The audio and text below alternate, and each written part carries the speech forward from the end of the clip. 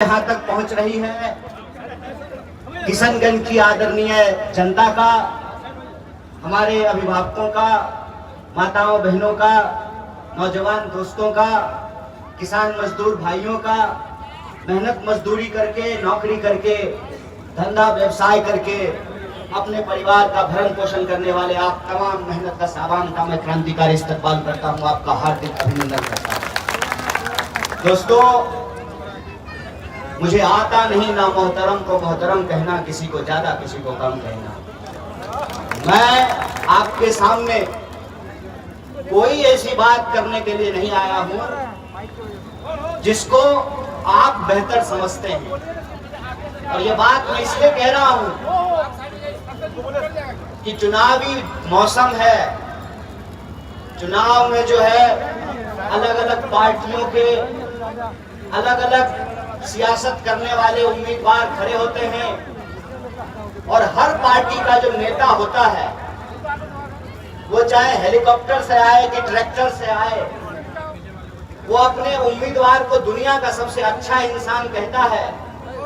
और हमारे यहाँ कहावत है, अपने दही को कोई खट्टा नहीं कहता है।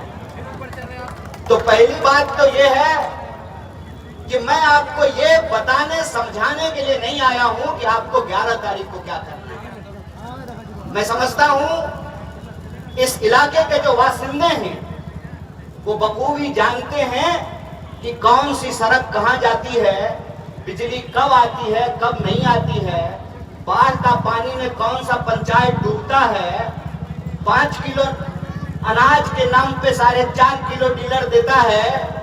कोई ऐसा दफ्तर नहीं है बिना घूस का काम होता है, और नेता 5 साल में हाथ जोड़ करके आएगा और कहेगा कि मैं आपका कल्याण कर दूंगा।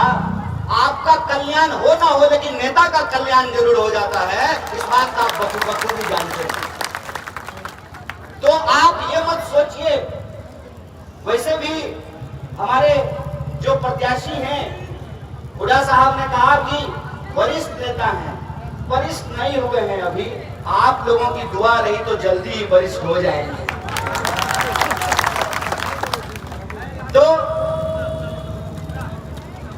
आपको मैं समझा बता नहीं सकता, क्योंकि आप हमसे ज्यादा तजुर्बेकार हैं। हमारी माताएं बैठी हुई हैं, हमारे बुजुर्ग हैं, यहाँ पे नौजवान दोस्त हैं, उनको मालूम है कि सही क्या है और गलत क्या है। लेकिन मैं आपसे कुछ ऐसी बात करना चाहता हूं जो हम अपने रोजमर्रा के जीवन में अक्सर भूल जाते हैं, हमको याद नहीं रहता है। वैसे भी आजकल मोबाइल पे रील देखने में पहला रील से 5वां रील पे पहुंचिएगा तो भूल जाइएगा कि पहला रील कौन सा देखेंगे। और मजेदार प्रधानमंत्री इस देश ने चुना है, वजीर आजम खुद भी रील बना रहे हैं और पूरा का पूरा मंत्रिमंडल ही रील बना रहा है। और भाषण देने के लिए आते हैं तो कहते हैं कि डेटा सस्ता हो गया है, इसलिए मोबाइल से रील बना करके आप लोग भी करोड़पति हो जाइएगा। चाचा खेला करते हैं, अमित शाह का बेटा जय शाह से काहे नहीं रील बनवाते हैं, उसको तो बीसीसीआई का सेक्रेटरी बना दिए हैं। हमसे कहते हैं रील बनाइए। ये बात मैं आपसे कहने के लिए आया हूं, और आपसे 2-4 मैं दिल की बात करूं उससे पहले मैं बहुत शुक्रिया अदा करना चाहता हूं हमारे लोकसभा के मेंबर, आपके सांसद डॉक्टर जावेद साहब का, कांग्रेस पार्टी के जिला अध्यक्ष का, और जयपुर से चल करके आए हैं हमारे एमएलए साहब रफीक भाई, और इनका स्ट्राइक रेट बहुत अच्छा है। पिछली बार हम लोग कैंपेन कर रहे थे और ये जहां पे ऑब्जर्वर थे, तो इनको जितना सीट पे ऑब्जर्वर बनाया जाता है ये सब चुनाव जीत जाते हैं। अगली बार इनको बनारस का ऑब्जर्वर बनाना चाहिए। मैं कहता हूं कि अगली बार इनको बनारस का ऑब्जर्वर बनाना चाहिए। इनका स्ट्राइक रेट बहुत सुंदर है। तो मैं आप सबका, जहां तक हमारी आवाज पहुंच रही है, अपने पार्टी की तरफ से, भारतीय राष्ट्रीय कांग्रेस की तरफ से, महागठबंधन के तमाम घटक दल की तरफ से, अपने एनएसवाई के जिला अध्यक्ष का, यूथ कांग्रेस के जिला अध्यक्ष का, महिला कांग्रेस के जिला अध्यक्ष का, किसान कांग्रेस के जिला अध्यक्ष का, सेवा दल के जिला अध्यक्ष और सभी कार्यकर्ताओं का स्वागत करते हुए आपका तहे दिल से शुक्रिया अदा करता हूं। और बिना किसी लाग लपेट के मुझे 3 बात आपसे कहनी है। पहली बात तो ये कि आप लोगों ने कुछ दिन पहले मीडिया में एक बड़ा बवाल सुना होगा। बवाल ये था कि हर बार की तरह इस बार भी सरकार ने यह फैसला किया कि हम जबरदस्ती भलाई करेंगे। जैसे जबरदस्ती पकड़ करके वो भलाई करना चाहते थे किसानों का, और किसानों ने उनसे मांगा नहीं था। किसान उनसे फसल का दाम मांग रहे थे, लेकिन प्रधानमंत्री ने कहा जबरदस्ती पकड़ करके हम किसानों की भलाई करेंगे, और उनकी भलाई के लिए वो 3 कानून लेकर के आए। किसान उसका विरोध करने लगे, 1 साल तक विरोध किया। उसके बाद हरियाली आंसू बहा करके प्रधानमंत्री कह रहे थे, बहुत लाजवाब एक्टर है, एक्टिंग शानदार करते हैं। हरियाली आंसू बहा करके कहा कि हम समझा नहीं पाए अपने किसान भाइयों को, इसीलिए हम किसान कानून वापस लेते हैं। इसी तरह से प्रधानमंत्री को हो सकता है कि रात को सपना आया हो। 18 घंटा काम करते हैं ना, तो नींद कम आती है, और कम सोइएगा ना तो बड़ा खराब सपना आता है। तो उनको सपना आया, उन्होंने कहा कि अब हम अल्पसंख्यकों का भी भला करना चाहते हैं। कैसे करेंगे भलाई भाई? तो जितना भी वक्फ का जमीन है, वो जो माफिया लोग कब्जा कर लिया है, उसको ले करके हम अल्पसंख्यकों का भला करना चाहते हैं। सुन रहे हैं ना? जंगल में एक बार मुनादी करा दी गई। हरिशंकर परसाई की कहानी है। जंगल में एक बार मुनादी करा दी गई कि जंगल में चुनाव होगा, और जंगल में जब चुनाव होगा तो जंगल में भेड़ों की संख्या ज्यादा होती है। भेड़िए इस बात से चिंतित हो गए, तो सियार जाकर के उसको समझाया, महाराज आप शाकाहारी होने की घोषणा कर दीजिए और कहिए कि अब भेड़ों की भलाई भेड़िए किया करेंगे। और यही भलाई करने के लिए प्रधानमंत्री एक नया कानून लेकर के आए। उस कानून की जब मुखालफत हो रही थी, मैं इसका जिक्र इसलिए कर रहा हूं, जब उस कानून की मुखालफत हो रही थी, सरकार की तरफ से कमेटी बनाई गई थी, और उस कमेटी में किशनगढ़ की आवाज गूंज रही थी, किशनगंज की आवाज गूंज रही थी। आपका सांसद डॉक्टर जावेद आपके हक के लिए लड़ रहा था। इसीलिए पहली बात मैं आपसे ये कहता हूं कि अपना प्रतिनिधि चुनना जरूरी होता है। कई बार आप लोगों से बात करेंगे तो कहेंगे वोट दिए, क्या हो जाएगा वोट देकर? कौन सा जो है हमारा जिंदगी बदल जाएगा? कौन हमको क्या दे देगा? हमको कोई मतलब नहीं है। अरे महाराज, कि वोट कोई वरदान है? कि वोट कोई भीख है? ये वोट जो है सड़क के किनारे पैदा हुआ कोई झड़बेर है क्या, कि जिसको मन करे पत्थर मार करके जो है पेड़ तोड़ ले? ये वोट का अधिकार हमारे जीने का अधिकार है, हमारे लोकतंत्र का अधिकार है, हमारे जमहूरियत का अधिकार है। वोट का अधिकार नहीं होता, ईमानदारी से बताइए, हो सकता है बहुत सारे लोग हेलीकॉप्टर देखने के लिए भी आए हों, आए हैं ना? अगर वोट का अधिकार नहीं होता तो ये हेलीकॉप्टर आपके गांव में उतरता? कि कोई नेता लोग आपके बीच में आता? कोई हाथ जोड़ करके आपसे वोट मांगता? ये वोट का अधिकार है कि हेलीकॉप्टर पर उड़ने वाले का भी वोट एक है और ट्रैक्टर पर चलने वाले का भी वोट एक है। ये वोट का अधिकार है कि मंदिर जाने का भी एक वोट, मस्जिद जाने का भी एक वोट, गिरजाघर जाने का भी एक वोट, गुरुद्वारा जाने का भी एक वोट, स्कूल जाने वाले का भी एक वोट, और अस्पताल जाने का भी एक वोट है। क्या मैडम? एसपी का भी एक वोट और दरोगा का भी एक वोट ना, डीजीपी का भी एक वोट और मुख्यमंत्री का भी एक वोट। अगर ये एक वोट का अधिकार नहीं होता तो ये जो नेता अपने ईमान को बेचते हैं, इस देश की धन संपदा को गिरवी रखते हैं, जो 200 साल तक अंग्रेजों की गुलामी करते रहे, ये नेता कभी भी आपके सामने हाथ जोड़ करके खड़ा नहीं होते। इस बात को याद रखिएगा। ये लोकतंत्र की ताकत है, ये जमहूरियत की ताकत है, ये ताकत आपके हाथ में है। और जब आप अपने ताकत का सही इस्तेमाल करते हैं तो उस इस्तेमाल से आपको भले नजर नहीं आए, जब आप अपनी आवाज को चुनते हैं तो आपके अधिकारों के लिए कोई संसद में लड़ता है, कोई विधानसभाओं में लड़ता है, कोई सड़कों पे लड़ता है। और जो लोग जेलों में बंद कर दिए गए हैं, जिनकी आवाज खामोश कर दी गई है, मीडिया को खरीद लिया गया है, धन दौलत के दम पर जमहूरियत को गुलाम बनाने की जो साजिश चल रही है, उस साजिश का मुकाबला अगर कोई कर सकता है तो आपका वोट का अधिकार कर सकता है, आपके वोट का एक अधिकार कर सकता है। और देखिए मजेदार बात क्या है, जया शाह के पप्पा को लगा क्या रिजॉर्ट क्या खेलेंगे, विधायक खरीदने में बहुत पैसा खर्च होता है, 200-400 करोड़ तो हो ही जाता होगा। क्या एमएलए साहब, क्या रेट चल रहा है आजकल? राजस्थान में चुनी हुई सरकार गिराने के लिए विधायक को रिजॉर्ट घुमाया जा रहा था। कौन कोना सौतली पुतो इस कोना से उस कोना और उस कोना से उस कोना। जैसा कि पप्पा को लगा कि इन्वेस्टमेंट बहुत हो रहा है, करोड़ों रुपया खर्च हो जा रहा है। अदानी भी बोला होगा यार क्या खेल किए हो, इधर से एयरपोर्ट बेच करके माल कमाते हैं, उधर से तुम विधायक खरीदने के लिए पैसा खर्च करवा देते हो। कुछ ऐसा उपाय लगाओ कि जो सांप भी मर जाए और लाठी भी नहीं टूटे।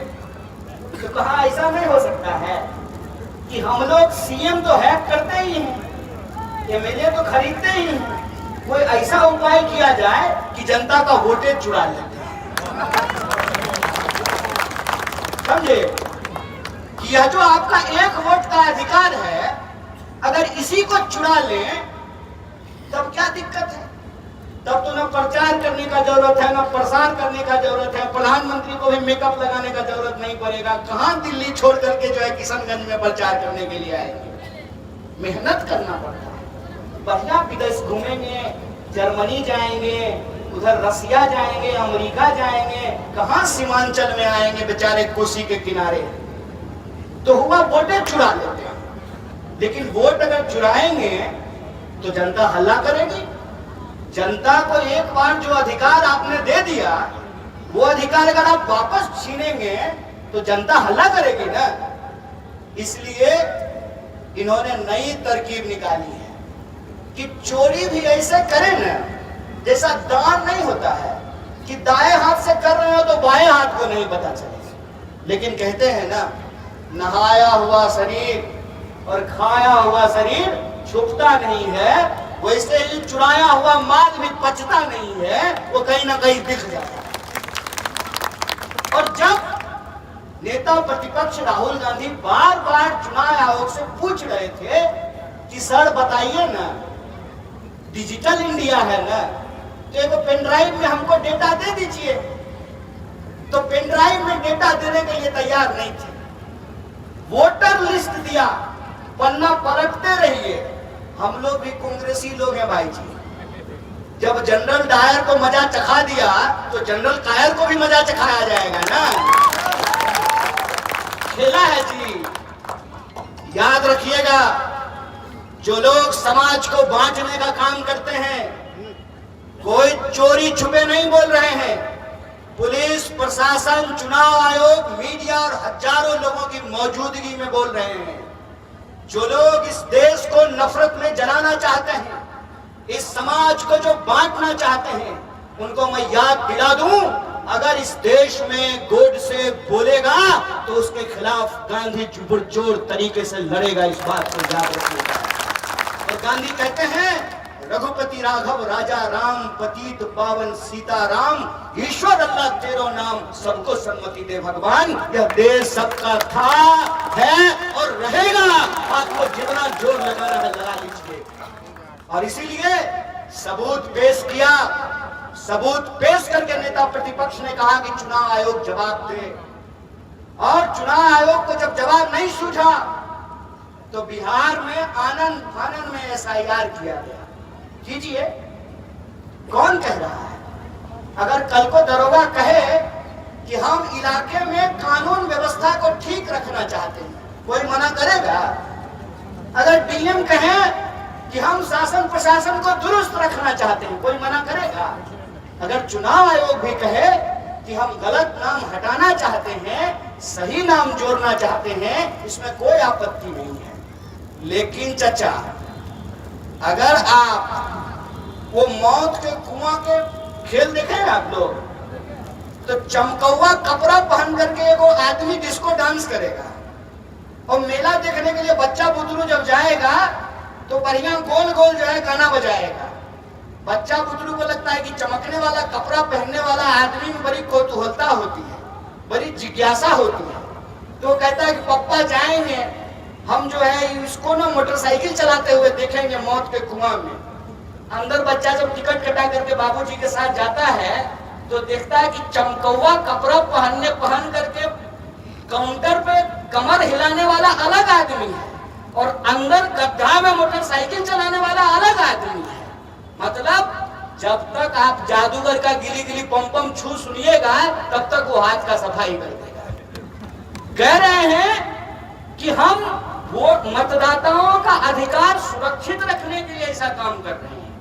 हकीकत ये है कि जब आप गृह मंत्री का बयान सुनिएगा तो गृह मंत्री कहते हैं कि घुस बैठिए घुस आए हैं। कहां से सर जी, कहां से घुस आए हैं? महाराज, बिहार का लोग लाखों लाख की संख्या में ट्रेन भर करके पढ़ाई के लिए, कमाई के लिए, दवाई के लिए अपना घर छोड़ करके बाहर जा रहा है। कौन मुरव्वत है जो यहां आ गया? हमको जरा समझा दीजिए। बात पल्ले पड़ी?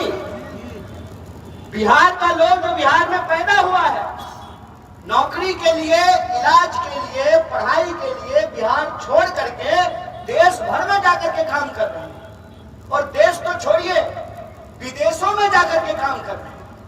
अपना मुल्क छोड़ करके दूसरे मुल्क में जाकर के काम कर रहे हैं। और अगर मान लीजिए खुदा न खास्ता कभी कभी गलती से देश का गृह मंत्री यदि सच बोल रहे हैं तो इसको इस बात का जवाब देना चाहिए ना कि शासन प्रशासन को चलाने की जिम्मेवारी नेहरू जी की है कि प्रधानमंत्री मोदी की है। इस सवाल का जवाब उनको देना चाहिए ना। कौन देश चला रहा है? नेहरू जी देश चला रहे हैं, कांग्रेस पार्टी देश चला रही है, कांग्रेस पार्टी के प्रधानमंत्री हैं, कांग्रेस पार्टी के मुख्यमंत्री हैं बिहार में। देश और प्रदेश में सरकार आपकी, तो अगर शासन और प्रशासन की विफलता हुई तो इसका जवाब कौन देगा? ये बेईमानी है, ये भटकाने की साजिश है, ये अंग्रेजों की चाल है। अंग्रेज कहते थे फूट डालो राज करो, ये कहते हैं ध्यान भटकाओ और देश का माल समेट करके अपने दोस्त की तिजोरी में पहुंचाओ। यही योजना देश के अंदर चल रहा है। जनता को आपस में धर्म के नाम पर लड़ाओ, लोगों के भीतर धर्म और संस्कृति के नाम पर झगड़े लगाओ, नफरत फैलाओ, और देश की संपत्ति, देश की जमीन, देश का धन दौलत अपने दोस्त के खाते में पहुंचाओ। एक बात बताइए, जब बिहार में एसआईआर हो रहा था उसी वक्त भागलपुर में 1 रुपये प्रति एकड़ के हिसाब से प्रधानमंत्री का जो प्रिय दोस्त है उसको हजारों एकड़ जमीन दे दी गई 1 रुपये प्रति एकड़ के हिसाब से। बताइए क्या जी? कैमरा लगा हुआ है। लेमन जूस मिलता है 1 रुपया में? टॉफी नहीं मिलता है ना? मटन चॉकलेट बंद हो गया। 1 रुपया में चॉकलेट नहीं मिलता है साहेब, और 1 रुपये प्रति एकड़ के हिसाब से जमीन देगी। किसको जमीनें दी जा रही है? कौन पेपर लीक करवा रहा है? कौन इस देश के बजट का बड़ा हिस्सा लूट करके अपने खाते में पहुंचा रहा है? और जनता को मीठी गोली क्या दिए थे कि आपके खाते में 15 लाख रुपया आएगा। आया 15 लाख रुपया? मिली 2 करोड़ नौकरी? हुआ महंगाई कम? किसानों का फसल का दाम दुगना हुआ? तो अभी आकर के फिर से नया वादा लाए हैं। कह रहे हैं कि डबल इंजन की सरकार दोबारा बनाइए, बिहार में विकास का जो है ना गंगा बहा गई। साहब विकास तो ऐसा बहा है कि थाना में चूहा शराब पी जाता है। बताइए, पोस्ट मॉडर्न चूहा है। आईसीयू में मरीज का पैर कुतर करके चूहा भाग जाता है। जहां नदी है वहां पुल नहीं है, और जहां नदी नहीं है वहां पुल बन जाता है, और जो पुल बन जाता है वो पुल चोरी हो जाता है। हुआ है कि नहीं हुआ है? इसीलिए मैं आपसे दूसरी बात ये कहने के लिए आया हूं कि लोकतंत्र में वोट का अधिकार आपका बुनियादी अधिकार है। जब यह अधिकार चोरी होगा तो याद रखिएगा, चोर हमेशा चोरी होता है, उसको आप कहीं पे बिठा दीजिए। वो कहावत है ना, चोर चोरी से गया भी तुम्बा फेरी से गया। और चोरों की जब सरकार बनती है तो वोट चोरी से बनी हुई सरकार जमीन की चोरी करती है। वोट चोरी से बनी हुई सरकार आपके बच्चों का भविष्य चुराती है, नौकरी का चोरी करती है, पेपर लीक करवाती है। वोट चोरी से बनी हुई सरकार पुल चुराती है, वोट चोरी से बनी हुई सरकार बजट चुराती है। और ये हम नहीं बोल रहे हैं, कैग के रिपोर्ट के हिसाब से बिहार सरकार ने 73,000 करोड़ रुपए का कोई हिसाब नहीं दिया है, और कहते हैं कि डबल इंजन की सरकार है। ये डबल इंजन की सरकार नहीं है, ये बेकार और बीमार सरकार है, जिससे अपराधी बोलबाला कर रहे हैं समाज में। एक तरफ से गोलियां चल रही है, दूसरी तरफ से महंगाई और बेरोजगारी निकल रहा है। इस डबल इंजन की सरकार से धुआं फेंक रहा है। जल्दी बदलिए इस सरकार को, ये वक्त आ गया है। और तीसरा और आखिरी बात मैं आपसे कहना चाहता हूं, देखिए चुनाव हर 5 साल में होता है, कोई हारता है कोई जीतता है। ये चुनाव जरूरी क्यों है? ये चुनाव जरूरी इसलिए है कि बिहार की तरफ पूरा देश देख रहा है। पूरा देश देख रहा है कि वोट चोरी को किस तरीके से एक सरकारी सिस्टम के रूप में बदला जा रहा है।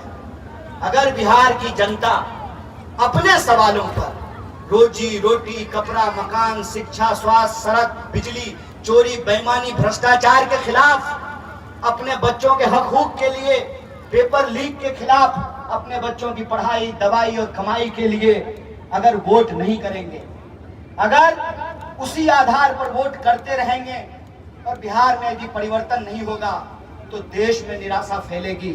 और हम बिहार की मिट्टी पे पैदा होने वाले लोग हैं। बिहारियों की एक खासियत है कि हम जल्दी कुछ ठानते नहीं हैं, और जब ठान लेते हैं तो दशरथ मांझी की तरह छेनी हथौड़ी लेकर के पहाड़ काट करके रास्ता बनाने वाले लोग हैं। हमको छेड़िए मत, हमको अपमानित मत कीजिए। हम मेहनत करने वाले लोग हैं, मेहनत मजदूरी करते हैं, खून पसीना बहाते हैं। लेकिन अगर आप हमको अपमानित कीजिएगा तो आपका हिसाब हम जरूर करेंगे। बिहार में इस बार का चुनाव इस बात का है कि बिहार की धन संपत्ति पर पहला हक बिहारियों का होगा कि नहीं होगा। बिहार की जनता, चाहे हिंदू हो, मुसलमान हो, महिला हो, पुरुष हो, ब्राह्मण हो कि दलित हो, पिछड़ा हो कि अति पिछड़ा हो, क्या ये बिहार के जो 14 करोड़ लोग हैं, उनको जो धोखा देने वाले लोग हैं, उनको जवाब मिलेगा कि नहीं? जब चोर जोर से बोलने लगा तो उसको मुंहतोड़ जवाब मिलेगा कि नहीं मिलेगा? और आपकी तरफ पूरा देश उम्मीद से देख रहा है। या जो मंच पे बैठे हुए लोग हैं, इनका काम है राजनीति, लेकिन आपका काम राजनीति नहीं है। आपका काम है, आपको जो पेशा मिला हुआ है उस पेशे पे आप ईमानदारी से काम करते हैं। लेकिन देश बचाने की जिम्मेवारी कुर्सी पे बैठे हुए इन लोगों के हाथ में नहीं है। बिहार बचाने की जिम्मेवारी आप लोगों के हाथ में है, और आपको बिहार बचाना होगा। और बिहार बचाने की इस मुहिम में जिन लोगों ने बिहार के साथ धोखा किया है, जिन लोगों ने बिहार के लोगों को लड़ाने और अपमानित करने का काम किया है, बिहार को बांटने का काम किया है, वक्त आ गया है कि उसको बदला जाए। माता जी रोटी पकाती है ना, हम भी पकाते हैं, पकाते थे तो हम वही कह रहे हैं, रोटी पकाते हैं ना। मौका आ गया है, रोटी को ज्यादा देर तवा पर छोड़ दीजिएगा तो रोटी जल जाता है, और सत्ता पर ज्यादा देर नेता को छोड़ दीजिएगा तो वो अहंकारी हो जाता है। समय समय पर रोटी और सरकार पलटते रहना चाहिए। बोलिए, पलटने वाले को पलटने का वक्त आ गया है ना। 11 तारीख को जवाब मिलेगा। तो बाकी बात वही है, समझाना तो है नहीं, आप खुद समझदार हैं। 11 तारीख को आप किशनगंज में परिवर्तन कीजिए। आपकी परिवर्तन की गूंज जिस तरीके से लोकसभा में गूंज रही थी, उसी तरीके से विधानसभा में भी गूंजेगी और इनको मुंहतोड़ जवाब दिया जाएगा। ये हमारा संकल्प है। हम बगल में बैठे हुए थे तो एक पत्रकार ने हमको कहा कि कहीं कहीं फ्रेंडली फाइट हो रहा है, कहीं कहीं दूसरे दल के भी लोग खड़े हैं। हम आते ही आपको कह दिए थे, हमें आता नहीं ना मोहतरम को मोहतरम कहना, किसी को ज्यादा किसी को कम कहना। हमारी लड़ाई भूखमरी के खिलाफ है, हमारी लड़ाई गरीबी के खिलाफ है, हमारी लड़ाई बेकारी के खिलाफ है, हमारी लड़ाई दंगाइयों के खिलाफ है, हमारी लड़ाई उन लोगों के खिलाफ है जो इस जमहूरियत को अपना गुलाम बनाना चाहते हैं, इस देश के आईन और संविधान को समाप्त करना चाहते हैं। इसीलिए हम किसी दल का नाम नहीं ले रहे हैं, किसी नेता का नाम नहीं ले रहे हैं। जो मानते हैं कि उनकी लड़ाई कांग्रेस से है, उनको हमारा प्रचार करने दीजिए। हमारी लड़ाई और समानता से और जनता के हक के लिए संघर्ष हम कर रहे हैं। इसीलिए हम अपने मंच से किसी नेता का नाम नहीं लेंगे। जो कांग्रेस पार्टी में गांधी के कार्यकर्ता हैं, गांधी के सिपाही हैं, हम उनकी बात और जो हमारा वादा है, हम अपने वादे की बात करेंगे। और हमारा वादा है कि हमारी सरकार बनेगी, मां गठबंधन की सरकार बनेगी, तो हम माताओं बहनों के खाते में 2500 रुपया पहुंचाएंगे। हम सस्ता सिलेंडर देंगे, हम बिजली फ्री करेंगे, हम स्वास्थ्य बीमा को लागू करेंगे, किसानों को उनके फसल का दाम देंगे और 3 साल की डिग्री 3 साल में मिलेगी। पेपर लीक नहीं होगा और विद्यार्थियों के पीठ पे डंडा नहीं मारा जाएगा। हमको पलायन रोकना है और लोगों को नौकरी दिलाना है। अब आप आखिरी बात बता दीजिए, आप हमारे हुड्डा साहब को गांधी का सिपाही मानते हैं कि नहीं? तो आपकी तरफ से इनको माला पहनाया जाए। बुलंद आवाज में बोलिए, इधर हावड़ा उधर पटना आवाज जानी चाहिए। बहुत बहुत शुक्रिया, बहुत बहुत धन्यवाद। एक बार नारा लगा दीजिए। वोट चोर